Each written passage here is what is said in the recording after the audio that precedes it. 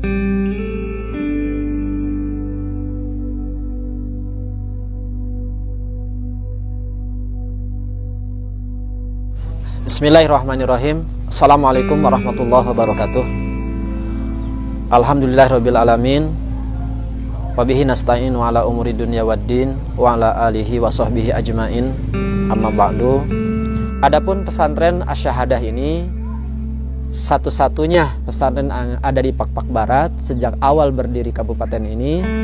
Pesantren kita berdiri dan operasional sejak tahun 2004. Alhamdulillah pesantren ini berdiri berkat dari wakaf dari keluarga almarhum Bapak Goci Tumangger dan almarhum Bapak Kormuna Tumangger yang sudah tertulis di dalam akta ikrar wakaf, dan alhamdulillah sudah masuk Badan Wakaf Nasional.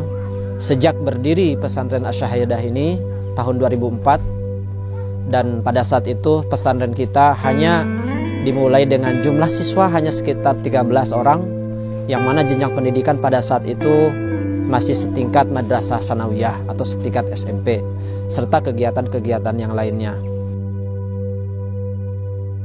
Pada saat awal berdiri pesantren ini, kami memandang bahwa pendidikan formal dalam arti pondok pesantren merupakan salah satu-satunya jalan dalam upaya untuk program kaderisasi umat, sehingga umat lebih berdaya saing, umat lebih berwibawa, dan kedepannya generasi muda di Pak Barat ini memiliki wawasan, memiliki kemampuan yang betul-betul bisa dirasakan oleh masyarakat muslim secara keseluruhan yang ada di Pak Barat ini. Pembinaan mu'alaf yang dilakukan oleh sebuah yayasan yang di Medan dengan cara menjalin kerjasama dengan alumni-alumni pesantren Persatuan Islam yang ada di Jawa Barat sana, mengirimkan program da'i untuk membina masyarakat yang ada di Pak Barat ini. Selanjutnya dalam kurun waktu beberapa tahun muncullah ide daripada para ustadz-ustadz untuk berkeinginan bagaimana supaya terwujudnya sebuah lembaga pendidikan. Alhamdulillah berkat wakaf yang diwakafkan dari pewakif keluarga Marga Tumangger, hingga saat ini sudah berdiri pondok pesantren Asy-Syahadah, dan satu-satunya di Pak Barat ini yang alhamdulillah dari waktu ke waktu eksistensinya terus berada.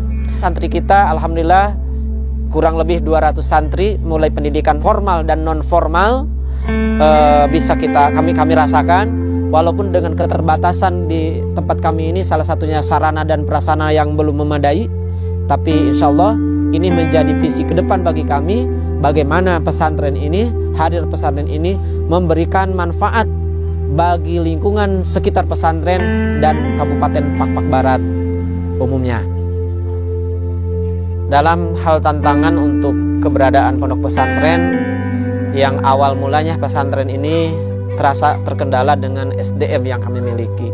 Di antara SDM tersebut tenaga pengajar. Awalnya pada saat itu pesantren kita tenaga pengajar umumnya didatangkan dari luar. Salah satunya dengan program mendatangkan dai dari Jawa, kemudian membina di kabupaten ini, dia otomatis sekaligus guru di pesantren ini. Tapi seiring perjalanan waktu, para dai, para ustadz mencoba merekrut putra-putra daerah di sini. Kemudian setelah itu kita diskusi dengan orang tuanya, kita kirimkan ke Jawa, yang mana yang pernah kita lakukan selama ini salah satunya dengan pondok-pondok pesantren Persatuan Islam yang ada di Jawa, baik itu di wilayah Bandung, Garut, Tasikmalaya, bahkan ada alumni dari Madura, bahkan ada dari wilayah Pulau Jawa khususnya gitu ya. Dan itu semua pada saat ini mengabdi di pesantren ini. Itu upaya yang kami lakukan. Dari kondisi yang banyak keterbelakangan atau kekurangan yang kami rasakan pada saat itu, termasuk saat ini adalah dukungan masyarakat dalam arti finansial. Kami tidak memungkiri kondisi ekonomi di masyarakat Pak Barat ini dalam kondisi umumnya menengah ke bawah, sehingga ketika berbicara pesantren, orang luar beranggapan kalau pesantren itu mungkin biayanya besar, hebat. Wah, ternyata kenyataannya di pondok kami hanya untuk mengupayakan SPP bulanan saja pun rasanya berat, karena umumnya masyarakat ekonominya lemah. Sehingga kami berupaya menggali kepada atau mengajak kepada saudara-saudara kami muslim yang ada di luar Pak Barat, mari potensi yang ada, apakah itu kelebihan harta, kesempatan, peluang, jadikan sesuatu yang kita miliki itu modal jihad kita untuk membantu membesarkan generasi Pak Barat di bawah keterpurukan, kekurangan, tapi insya Allah di balik keterpurukan, kekurangan yang ada di generasi Pak Barat ini banyak kelebihan-kelebihan, salah satunya SDM, kemudian potensi alam yang sangat besar kali, atau kalau kita gali potensi yang ada di daerah kita ini, sehingga kekurangan-kekurangan itu akan bisa kita jawab. Jadi kalau secara otomatis ketika keterbatasan ekonomi orang tua atau masyarakat, kemudian kita mau berbicara pondok pesantren, standarnya pesantren di Medan, maka umumnya masyarakat itu kalau pergi ke Medan sudah jelas biaya tidak sanggup gitu kan. Maka dengan adanya pesantren yang ada di sini, ada bahasa dipalak-palai lah sekolah itu bisa datang. Paling tidak nggak penting kali asrama, berangkat pagi, pulang siang atau sore, bisa bantu orang tua pergi ke ladang lagi. Nah sehingga dari situlah karena umumnya masyarakat kita ini penghasilannya petani, dan petani itu hasil yang diharapkan bisa jadi ketika musim panen 4 bulan sekali, 6 bulan sekali, bahkan setahun sekali. Misalnya durian nanti setahun sekali, pete setahun sekali gitu kan. Jadi penghasilan secara umumnya seperti itulah. Sehingga efeknya apa? Masukan untuk pondok pesantren itu sangat minim sekali. Berapalah kalau iuran sejak awal pesantren dulu kita terapkan 15.000, misalnya 35, bahkan lebih dari itu pun rasanya berat kita untuk mengutip gitu ya. Artinya membebankan. Kenapa? Karena keterbatasan yang dimiliki ekonomi orang tua. Sehingga keinginan orang tua anaknya ingin sekolahnya jauh ke Medan pun paling tidak pesantren Asyahadah dengan keterbatasan tidak menjawab sepenuhnya, paling tidak setengahnya lah gitu, bahwa anak-anak daerah sekitar pesantren itu pernah menjadi santri gitu. Saat ini yang kami butuhkan sarana prasarana. Alhamdulillah pada saat ini kepercayaan masyarakat khususnya lingkungan kecamatan Setulur Tali Urang Jahe ini sudah mulai meningkat, bahkan di luar kecamatan pun. Apa indikatornya?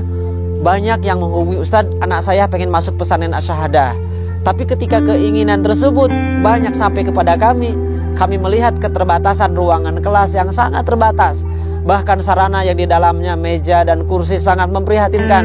Itulah kami tahan diri untuk tidak merekrut banyak-banyak.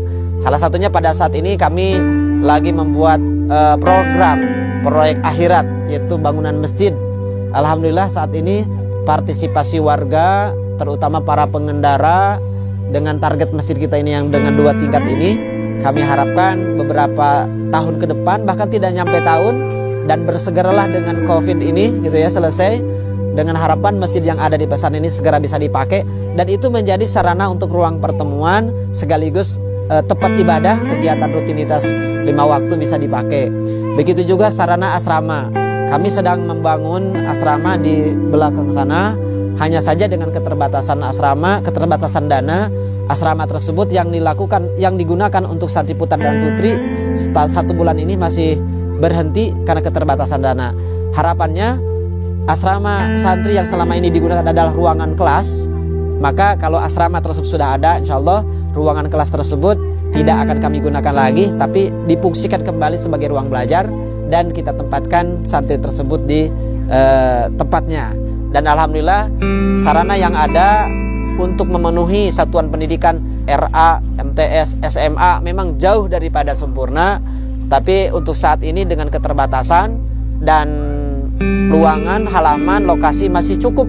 Kalau mau kita tambahin bangunan, insya Allah sangat-sangat kami nantikan uluran tangan daripada para muhsinin, para donatur yang memiliki kelebihan harta. Insya Allah Pak Barat, pesantren Asyahadah ini bisa menjadikan bagian sarana jihad harta kita bi amwalikum, dan itu semua tidak akan putus selama pesantren ini tetap berjalan. Dan insya Allah para fungsionaris atau para tenaga pengajar yang ada di pesantren ini akan semaksimal mungkin bagaimana mengelola untuk ke arah yang lebih baik, terutama menciptakan generasi yang tafakuh fiddin, paham terhadap agama, otomatis ketika paham terhadap agama, dia akan berusaha untuk merealisasikan isi-isi daripada keutamaan-keutamaan yang ada di dalam ajaran kita ini. Mungkin itu saja yang bisa saya sampaikan. Saya mewakili dari Pondok Pesantren Asy-Syahadah. Mudah-mudahan ini menjadi bagian daripada upaya kita, usaha kita untuk memberikan manfaat bagi masyarakat umumnya, terutama dalam membina generasi muda yang Allah banggakan sebagai muslim yang kuat dan menghilangkan kesan muslim yang lemah. Itu saja yang bisa saya sampaikan. Lebih kurang mohon maaf. Billahi taufiq wal hidayah. Wassalamualaikum warahmatullahi wabarakatuh.